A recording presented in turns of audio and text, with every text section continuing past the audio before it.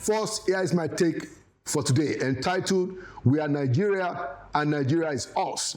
A few days ago, Nigeria marked 64 years of independence from British colonialism.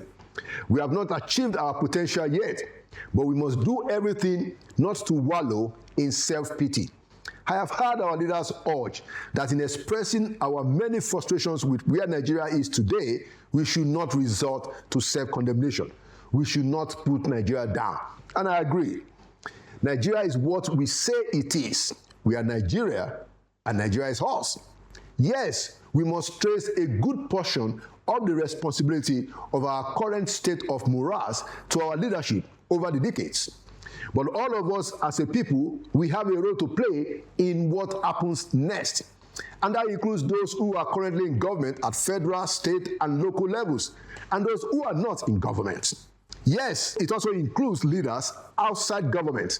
This is where we actually need more independent voices to be raised loudly at such a time as this.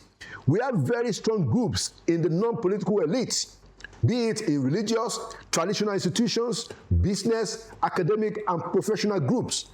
A nation does not need more than the caliber that we have in those groups to become truly great. We also have generally a talented bunch of young people, resilient set of citizens, and a can-do spirit, which is easily discernible in the average Nigerian. We are blessed indeed. We are Nigeria, and Nigeria is us. Yet, we are losing our moral fiber. We are losing the essence of our godliness. Although we pride ourselves as a religious people, but we need to ask ourselves if we really fear God. That we are all losing our moral fiber shows in the crass greed of our elite and the seeming compromising silence of many of our non-political elites. It was the great Martin Luther King Jr. who asserted, and I quote, that the ultimate tragedy is not the oppression and the cruelty by the bad people, but the silence over that by the good people, unquote. The truth is that the best service we can give those in government and in public service is to tell them things as they truly are, once in a while publicly, and hopefully even more decisively behind closed doors.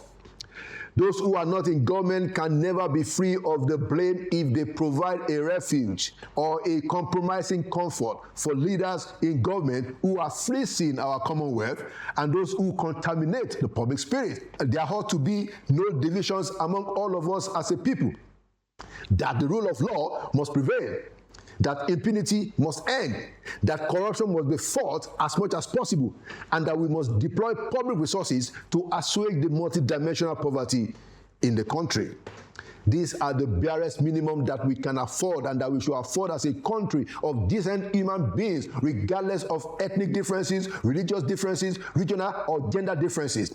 There ought to be an elite consensus on these issues.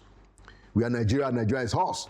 It is true that some among our elites have become shamefully and overly selfish, and this is both in the public and private sectors.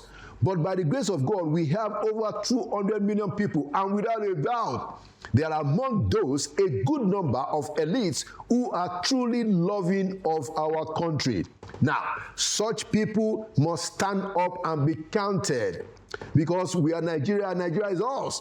If we remain quiet in the hope that we can sort ourselves out individually, that will be the real failure. Nelson Mandela was right when he said, as long as poverty, injustice, and gross inequality persist in our world, none of us can truly rest, unquote. We cannot blame our elected and appointed leaders for the state of the nation if we don't love Nigeria enough to speak out.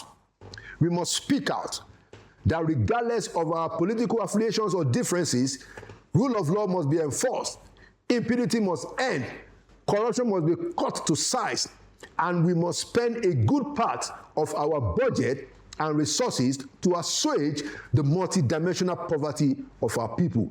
We are Nigeria, and Nigeria is us. We must speak truth to power. My experience tells me that such is very significant for those in government, especially when it is done without crass partisanship, but in fairness and with objectivity. That is why we ask who will tell the president. That is why we call out the governors. That is why we criticize our lawmakers, and so on and so forth. And that is the obligation of every Nigerian who has been blessed with some measure of success and self-actualization to engage our leaders in truth and show your love to our fatherland, even as independent Nigeria starts its march to year 65.